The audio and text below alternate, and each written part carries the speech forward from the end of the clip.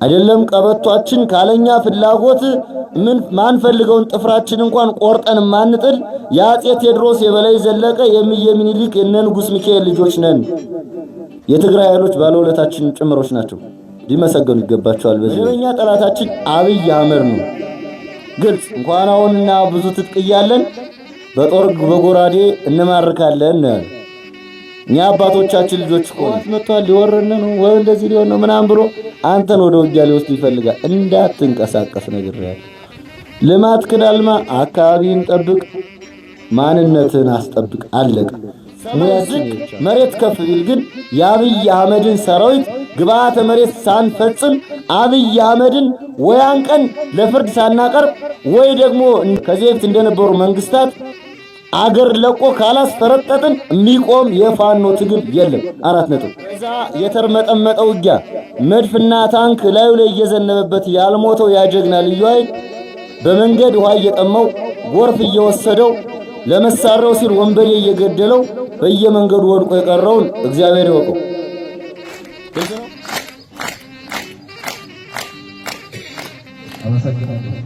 ማህበረሰቡ መሳሪያውን የገዛው የመጀመሪያ በረቱን ሊጠብቅበት ነው አይደል?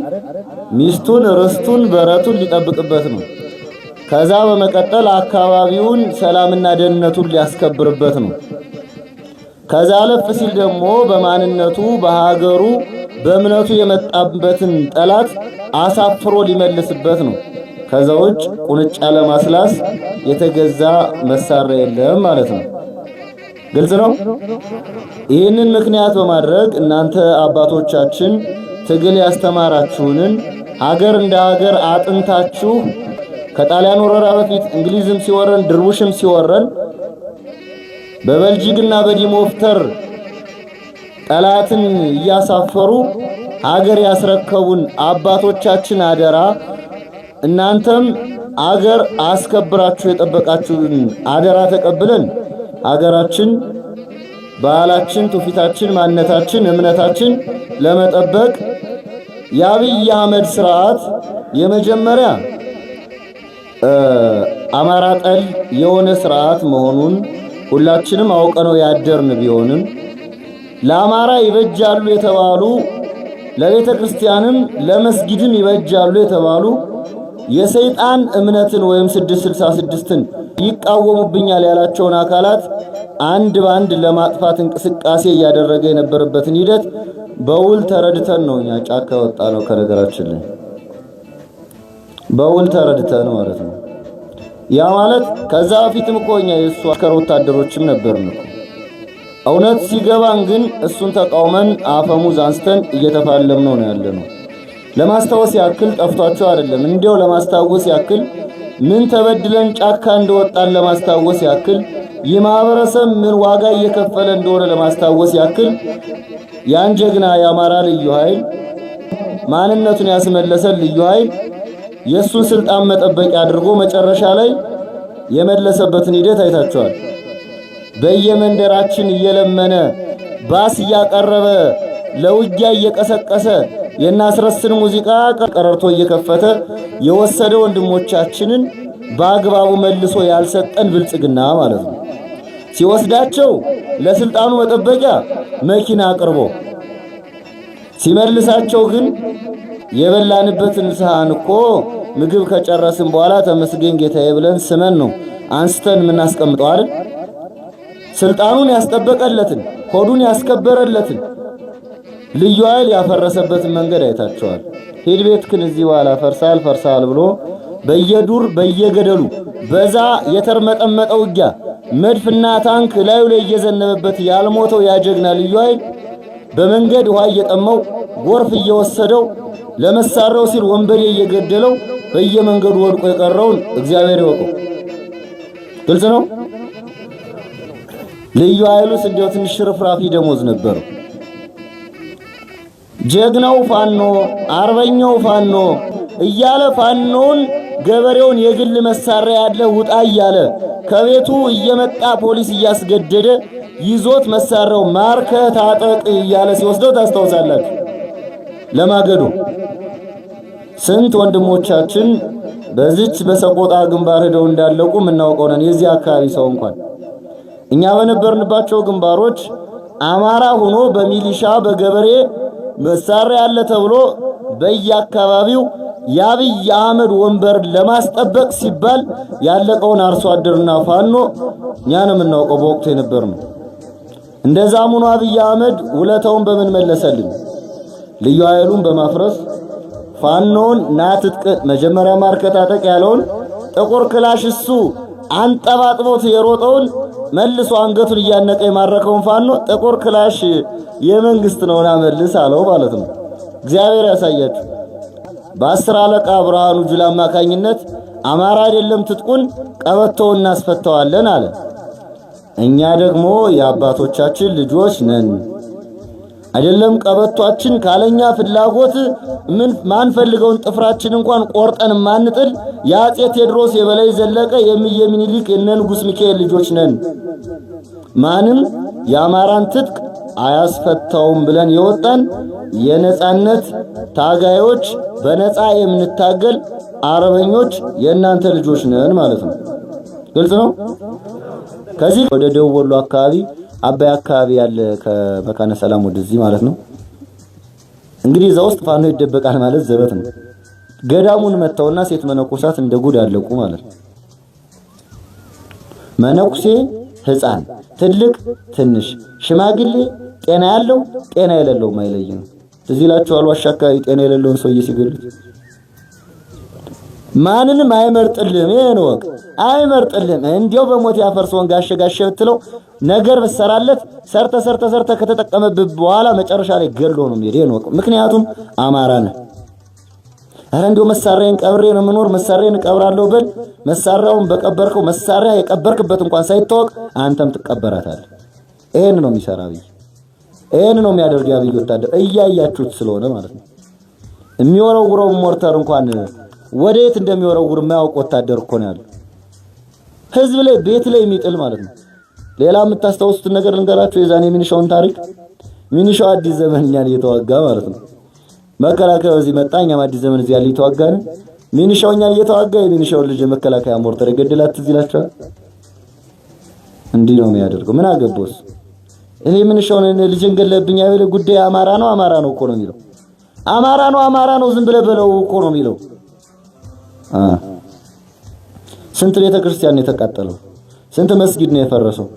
ለማንኛውም ልብ ያለው ሸብ ነው። ብዙ ነው የተነጋገርነው። ግልጽ ነው። ይሄንን እናደርጋለን። ዝግጁ ሁኑ። በሚሰጣችሁ አቅጣጫ ሁሉ ዝግጁ ሁኑ። ብልጽግና እንደ ድሮ እንዳይሸውዳችሁ። አሁን ፖሊሱንም ሚኒሻውንም አድማ ብተናውንም ያን ከጨረሰ በኋላ አላማው አማራ ማስጨረስ ስለሆነ መሳሪያ ያለውን ሁሉ አርሶ አደር አውጡ። ህዋት መጥቷል ሊወረነ ነው ወይ እንደዚህ ሊሆን ነው ምናምን ብሎ አንተን ወደ ውጊያ ሊወስድ ይፈልጋል። እንዳትንቀሳቀስ ነገር ያለው ልማት ክዳልማ አካባቢን ጠብቅ፣ ማንነትን አስጠብቅ። አለቀ። ሙያችን ይብቻ ነው። ከዛ ውጭ ብልጽግና ያለበት ቁመና ከነገራችን ላይ በግልጽ ለመነጋገር ብልጽግና እኛን የሚዋጋበት ቁመና የለውም። ከኛ የአንድነት መላላት ችግር ስለነበረ 3 ዓመት እየወጣም እየገባም ተዋግቶናል። ስላልተስማማን አማራ በባህሪው እንዳይስማማ ለ50 ዓመት ሙሉ የተሰራበት ስራ ስለነበረ አንዱን ተጠራጥሮት አንዱ በደም ዘፍቆት የቆየው ጉዳይ ደም መመለስ የሚባል አጉል ባህል ይዞት የቆየ እርስ በራሱ ማይተማመን አማራ ተፈጥሮ ስለነበረ ያንን አማራ አንድ ለማድረግ ዋጋ እየተከፈለም ቢሆን 3 ዓመት ተቆይቷል። አሁን ማህበረሰብ እንደ ማህበረሰብ፣ ህዝብ እንደ ህዝብ፣ የአባት አርበኛ እንደ አባት አርበኛ እንኳን ደስ አላችሁ ማለት እንፈልጋለን። አማራ በአንድ ድርጅት እየተመራ ነው። እሱም የአማራ ፋኖ ብሔራዊ ንቅናቄ በተሰኘ ድርጅት።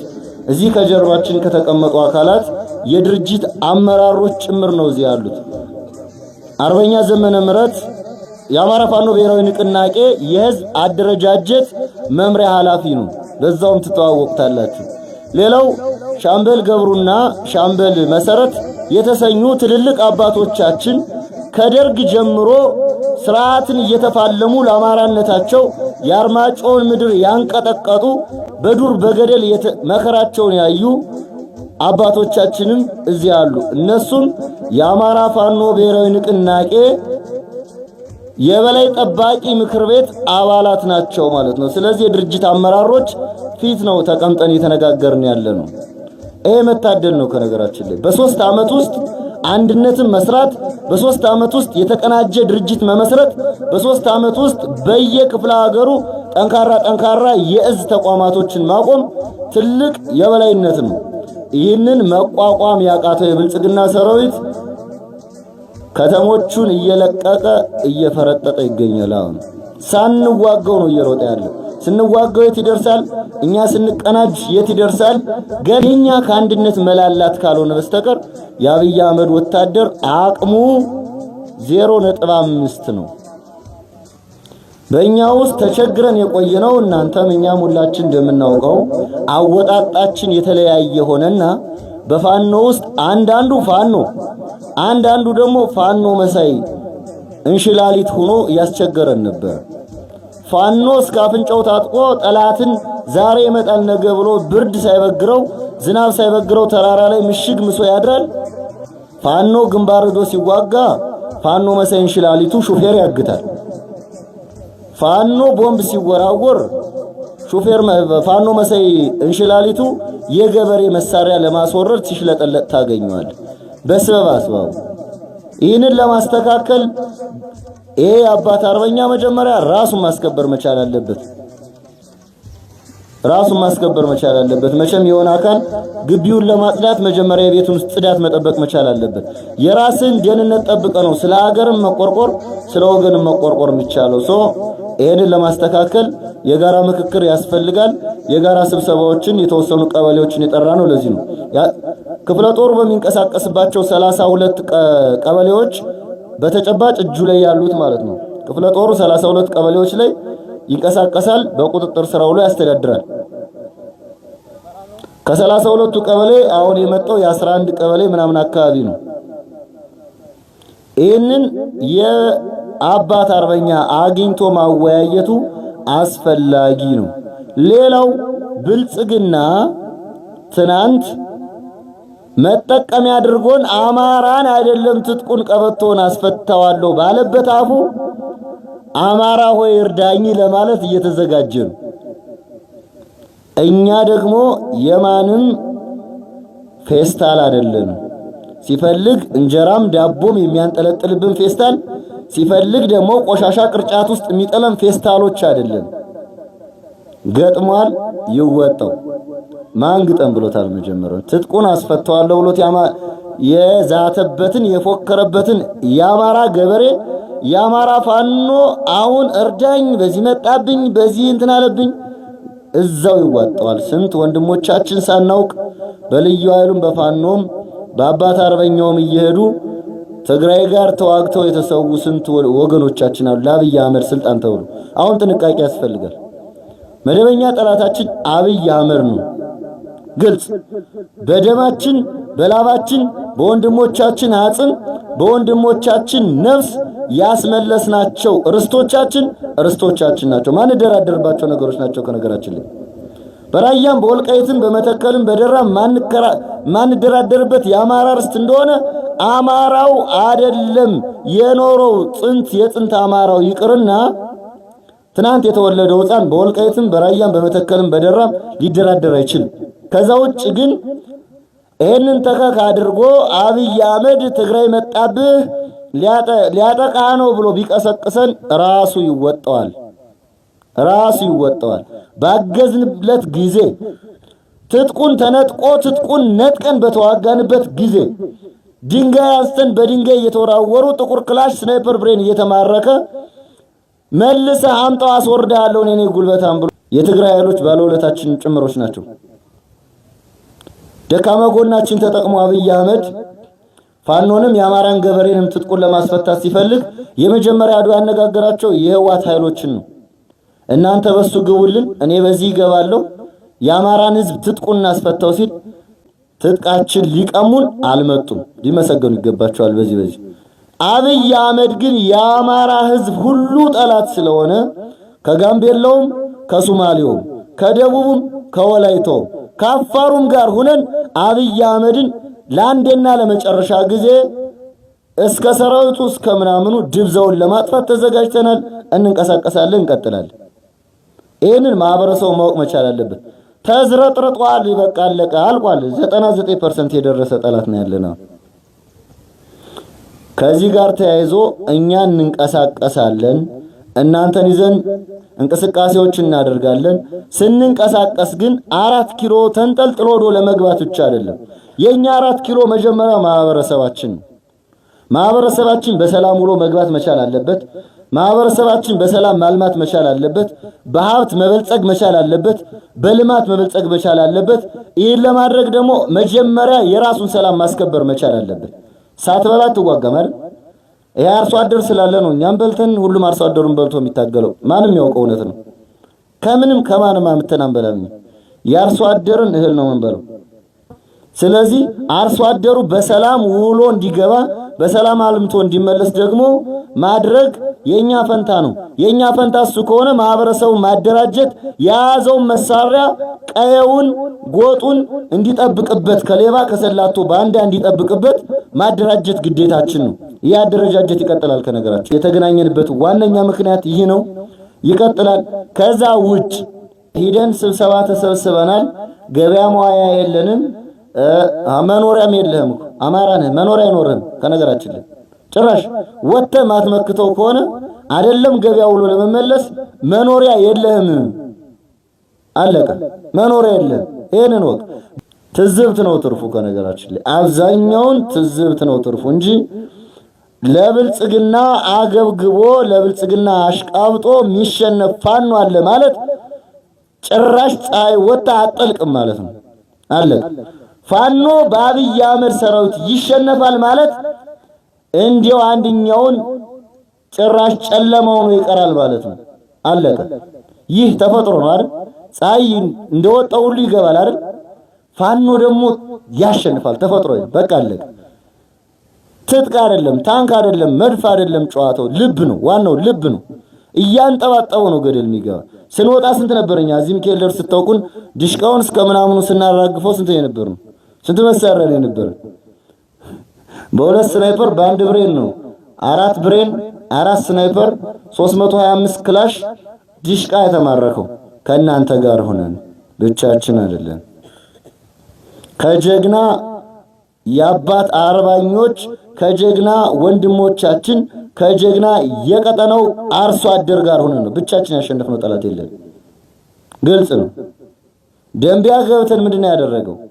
አሁን አገኘናቸው። ሚካኤል ደብር ላይ 400 መከላከያና አድማ ብተና የገደሉብንን አሁን አገኘናቸው። አጣብቀን ጣና ውስጥ ነው የምንዘፍቃቸው ሲሉን እያጣደፍን ነው 67 ምርኮኛ ሲዘን ያመጣናቸው። አለቀ። እንኳን አሁንና ማለት ነው እንኳን አሁንና ምንድነው ያለ ያዘፈኝ እንኳን አሁንና ብዙ ትጥቅ እያለን በጦር በጎራዴ እንማርካለን ነው ያለ። እኛ አባቶቻችን ልጆች እኮ ነን። ጣሊያን አየር ኃይልና መድፍ ይዞ ሲመጣ በጎራዴ አንገቱን ቆርጠው የጣሉ የአባቶቻችን የነዛ አርበኞች ልጅ ነን።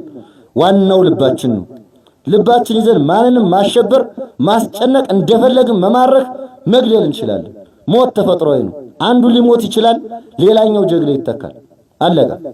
ብዙ ጀግኖች አተናል፣ አሁንም ልናጣ እንችላለን። ሰማይ ዝቅ መሬት ከፍ ቢል ግን የአብይ አህመድን ሰራዊት ግብአተ መሬት ሳንፈጽም አብይ አህመድን ወይ አንቀን ለፍርድ ሳናቀርብ ወይ ደግሞ እንደሌሎች ከዚህ በፊት እንደነበሩ መንግስታት አገር ለቆ ካላስፈረጠጥን የሚቆም የፋኖ ትግል የለም። 4 ነጥብ። ይህንን ወቁ። ይህ የአባት አርበኛ አደረጃጀትም በዚህ ልክ መቃኘት መቻል አለበት ነው። በዚህ ልክ መቃኘት መቻል አለበት። ስንት ዓመት ሊኖር ነው? ባሪያ ተሆኖ 100 ዓመት ከመኖር ጀግና ሆኖ 10 ቀን ኖሬ በሞት ነው ደስ ይለኛል። አለቀ። 10 ቀን ነው ክብር ያለው። 100 ዓመት ምን ያደርግልኛል? እጃጃልበታለሁ። ስለዚህ በዛ ልክ ነው። አመሰግናለሁ። በእኔ በኩል ያለውን ጨርሻለሁ።